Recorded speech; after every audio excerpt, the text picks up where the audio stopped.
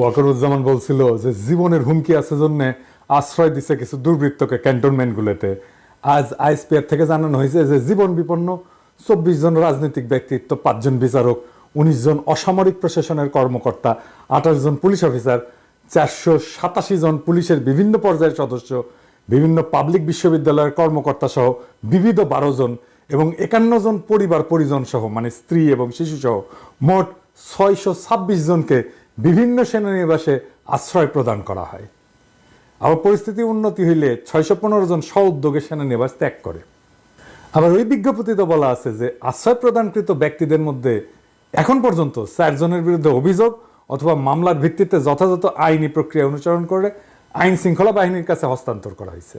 আমি সবার কথা বাদ দিলাম, 4 জনের বিরুদ্ধে তো অভিযোগ আছে, তাই না?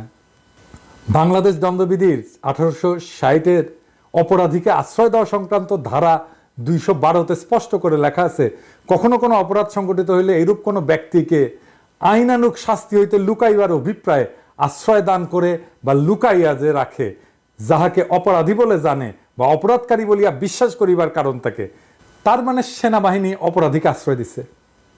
626 জনকে প্রাণ রক্ষার জন্য আশ্রয় দিছে, কথাটা ভুল। যে 4 জন অপরাধীকে লুকায় রাখছিল তাদের তো আইনানুগ শাস্তি থেকে বাঁচানোর জন্য লুকায় রাখছিল সংজ্ঞা অনুসারে। এটা পরিষ্কার ফৌজদারি অপরাধ। সেনাবাহিনীকে পুরা তালিকা দিতে হবে কে কে আশ্রয় নিছিল।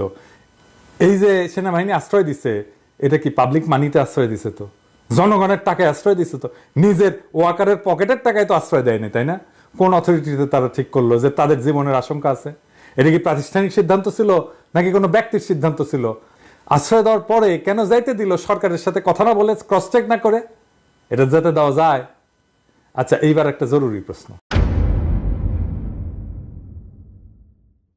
প্রতিরক্ষা মন্ত্রণালয় কার অধীনে? প্রফেসর ইউনূসের অধীনে।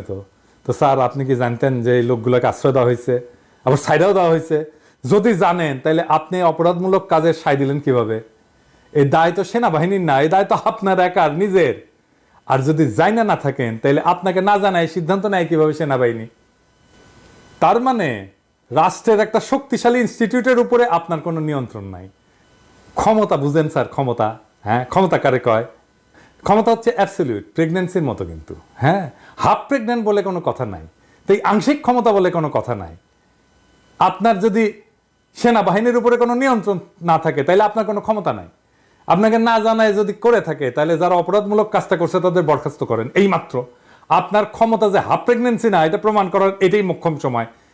কি করবে? আপনারা ধরবে, মারবে? কিচ্ছু হবে না। আমি লিখে দিতে পারি, আপনার কেশাগ্র স্পর্শ করার ক্ষমতা নাই। আর যদি এটা না করেন তাহলে দুর্নীতিগ্রস্ত নিপীড়নের সহযোগী বা নিপীড়ক অপরাধীদের নিরাপদে রাখার এবং চলে যাওয়ার ব্যবস্থা করে দেওয়ার দায় আপনার, একান্তই আপনার। আপনাকে আমি বলছিলাম যে উপদেষ্টা পরিষদ বিপ্লবের মর্মকে ধারণ করে না। আসেন একটা এক্সাম্পল দিই। দেখেন, আপনার পাওয়ারফুল উপদেষ্টা আসিফ নজরুলের ঘরে শোভা পাচ্ছে শেখ মুজিবের ছবি।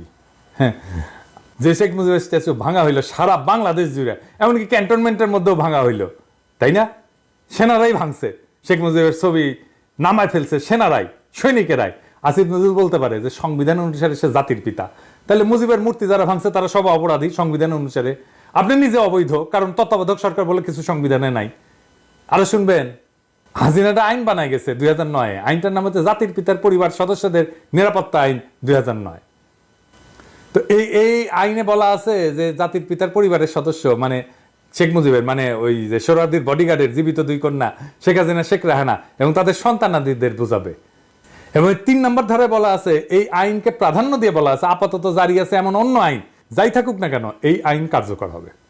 এবং এই আইন অনুসারে ভিআইপির জন্য যেরকম নিরাপত্তা ব্যবস্থা আছে সেরকম নিরাপত্তা সরকার জাতির পিতার পরিবার সদস্যদেরকে আজীবন সর্বস্থানে প্রদান করবে।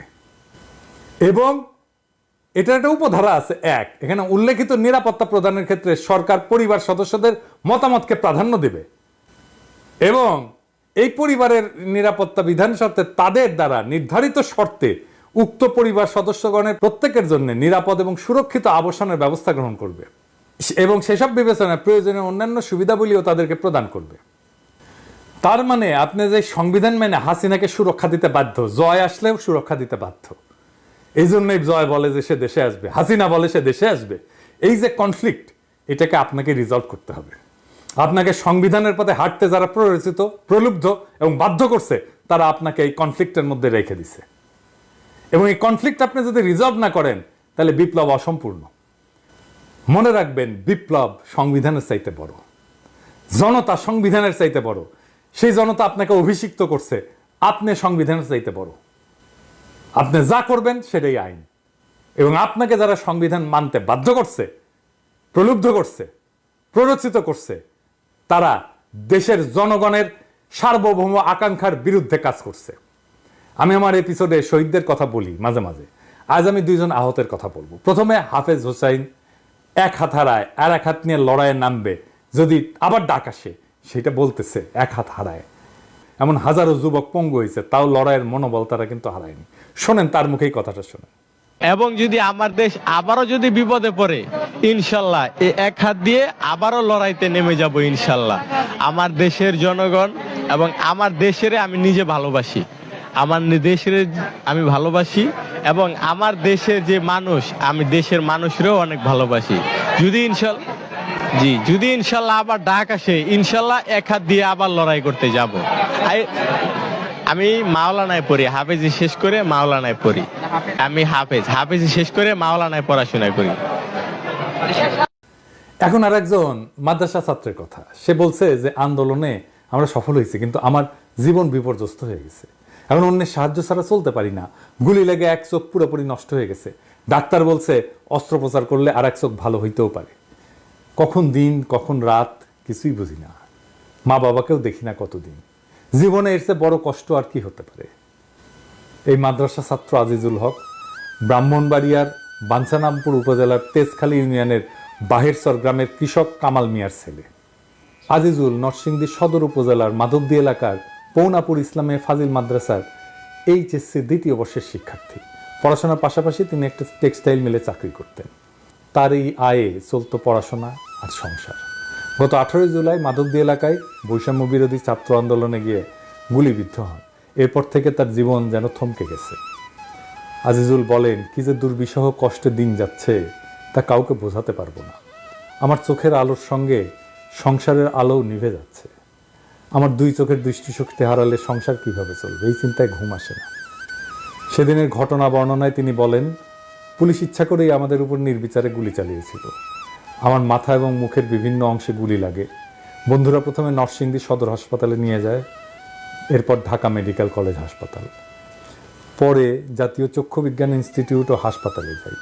তখন রোগীর ভিড়ের কারণে ডাক্তাররা আমাকে রাখতে চাননি। ওই দিনই চক্ষু বিজ্ঞান ইনস্টিটিউটে অস্ত্রোপচার করা হয়। ডাক্তার জানান, গুলি লেগে বাচক পুরোপুরি নষ্ট হয়ে গেছে।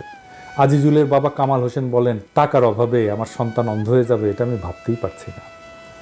বড় ছেলের মৃত্যুর পর আজিজুল সংসারের হাল ধরেছে। লেখাপড়ার পাশাপাশি সে চাকরি করে সংসার চালিয়ে আসছে। তার চিকিৎসা করার মতো টাকা আমার কাছে নাই। এ পর্যন্ত যা চিকিৎসায় খরচ করা হয়েছে তার বন্ধুবান্ধব, আমাদের আত্মীয় স্বজনের কাছ থেকে নিয়েছি। আমার এই ছেলের কিছু হয়ে গেলে আমরা কিভাবে বাঁচব? আজিজুলের মতো হাজারো যুবক এই আন্দোলনের দৃষ্টিশক্তি হারিয়েছে। আর আপনার স্বাস্থ্য উপদেষ্টার আহতদের দেখতে যাওয়ার সময় হয় নাই। আহতদের একটা তালিকা পর্যন্ত করতে পারে নাই স্বাস্থ্য মন্ত্রণালয়।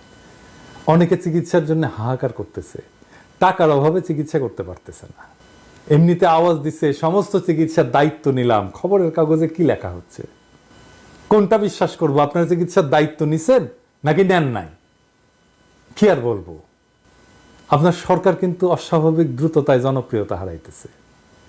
ওদের চোখের আলো নিভে গেলেও আগামীর বাংলাদেশ আপনার চোখে দেখতে চাইছিল ওরা। ওদের শরীর পঙ্গু হয়ে গেলেও আপনার শক্তিতে উঠে দাঁড়াইতে চাইছিল ওরা। এটি বিপ্লবী সরকার।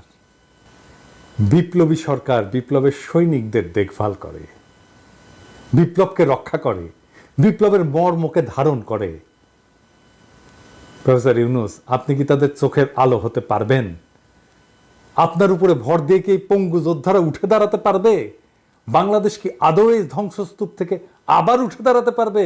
এটা নির্ভর করতেছে একমাত্র এবং একমাত্র আপনার উপরে। আমরা পুরা জাতি আপনার দিকেই তাকায় আছি। বিপ্লব যেন রক্ষিত হয়, বিপ্লব যেন অগ্রসর হয়, বিপ্লব যেন বেহাত হয়ে না যায়। আশা করি আমাদের সকলের আকাঙ্ক্ষা আপনি বাস্তবায়ন করবেন এবং এই সকলের আকাঙ্ক্ষা বাস্তবায়ন করার জন্য প্রথম যেই কাজটা আপনার নিরঙ্কুশ ক্ষমতা প্রতিষ্ঠিত করবেন। সারা দেশবাসী আপনার সাথেই আছে, সারা দেশবাসী আপনার সাথেই থাকবে। ইনকিলাব জিন্দাবাদ।